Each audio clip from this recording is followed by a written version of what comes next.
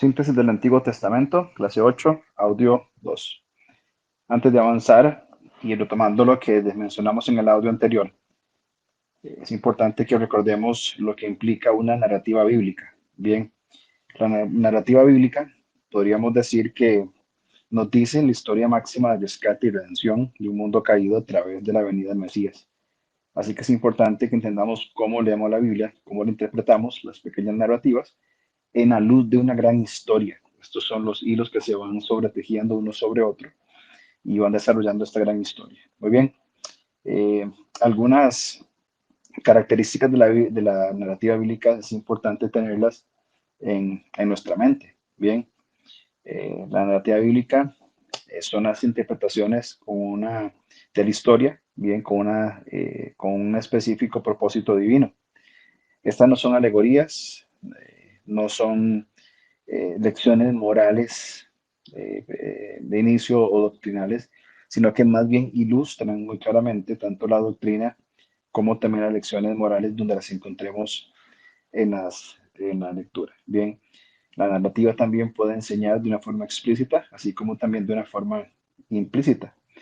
Estas narrativas bíblicas van a grabar lo que en realidad pasó, bien, van a registrar más bien en la palabra lo que sucedió, no necesariamente lo que tuvo que haber pasado, bien, o lo que debe pasar cada vez. Muchas de las características están lejos de la realidad y también de las acciones que deberían de ser. Sin embargo, encontramos la historia de redención, una historia importante en la cual nosotros podemos aprender lo que el Señor tiene para nosotros.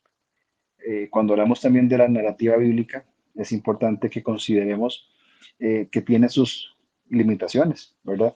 No conocemos todo lo que la escritura dice. Juan 21, 25, último versículo del texto, dice, y hay también otras cosas que Jesús hizo, las cuales si se escribieran una por una, pienso que ni aún en el mundo cabrían los libros que se habrían de escribir. Bien, así que es limitado. Veamos algunas características rápidamente de la narrativa bíblica para incorporarlas en nuestra lectura del Antiguo Testamento. La narrativa bíblica, en primer lugar, interpreta en el contexto. Esto es muy importante para poder desarrollar una correcta eh, cosmovisión y desarrollar también una buena narrativa.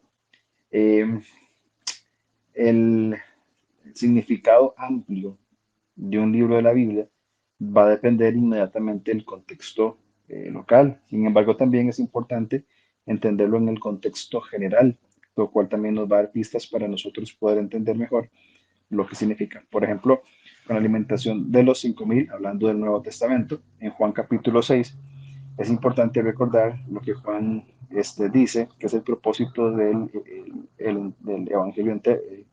del evangelio entero.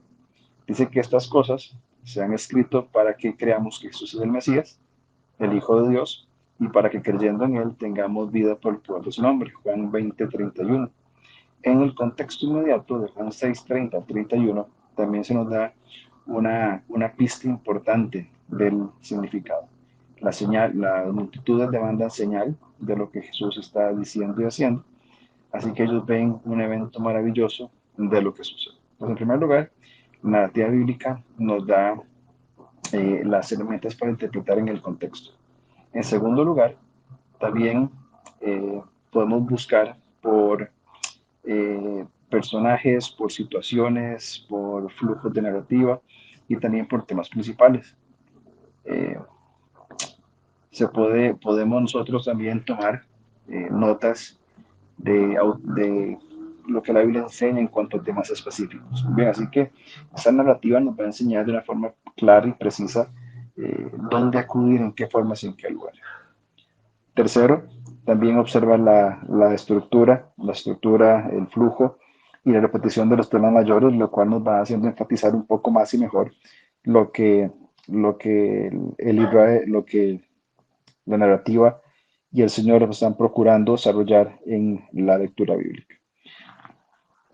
También da la habilidad o el propósito de poder estudiar de una forma clara, bien, la proporción de la historia se puede ir comprendiendo en diferentes etapas. Cuando vamos analizando cómo pasa de una historia a otra. Bien, esas transiciones son importantes para poder recordar todo el contexto que estamos haciendo y por qué estamos leyendo sobre una situación en específico. Seguido, también es importante prestar atención a el mensaje directo en cada discurso. Cada vez que una persona habla, dice algo, el Señor lo considera importante para incluirlo dentro de la historia bíblica. Bien, es donde Él inspira, donde Dios inspira a los autores a escribir. Así que lo que se tiene en la Biblia es por una razón. No hay nada extra, no hay nada que falte, sino que lo que ha sido revelado ha sido definido por lo que el Señor ha establecido en nosotros, bien, eh, para ser revelado a nosotros. Y finalmente, recordar que Dios es el máximo personaje, la persona más importante y suprema, es quien merece y quien necesita ser para nuestra comprensión el más importante de todo el texto.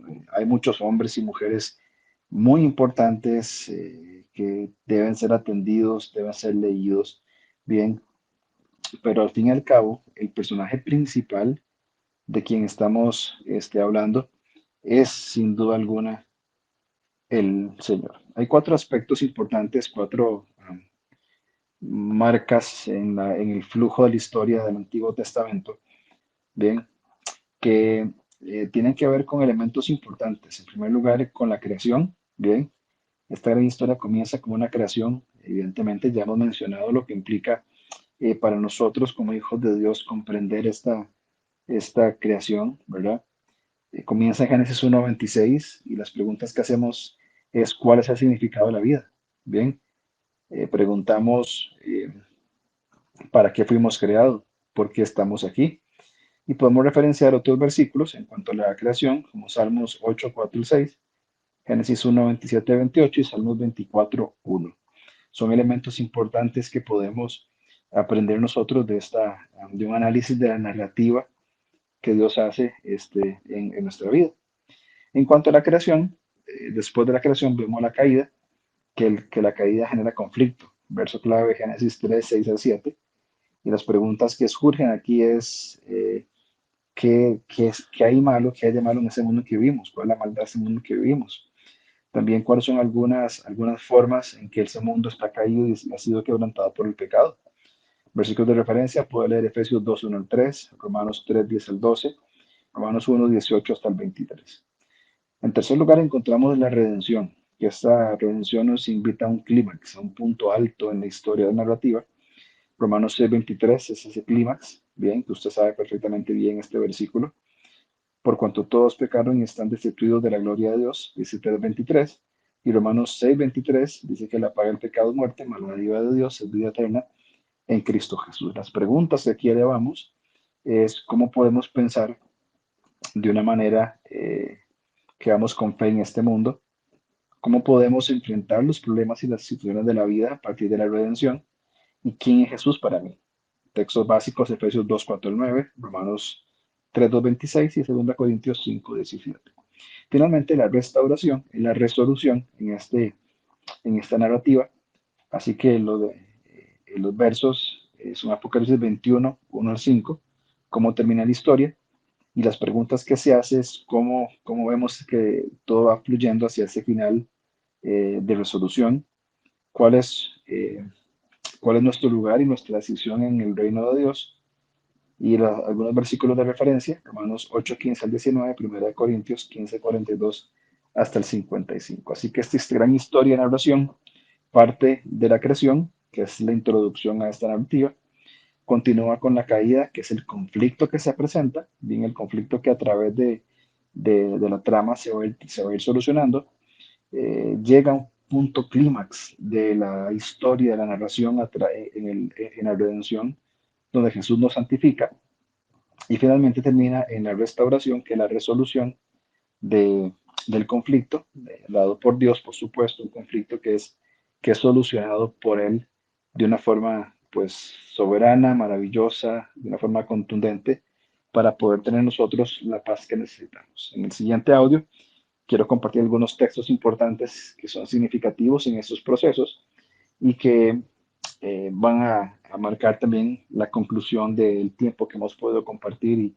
desarrollar juntos estos elementos. Así que importante en reconocer la historia de la narrativa bíblica o la narrativa bíblica como una historia que Dios cuenta, que Dios narra, que Dios nos ha dejado de nuestra historia, que no es ficticia, es totalmente real, para nuestro crecimiento y madurez.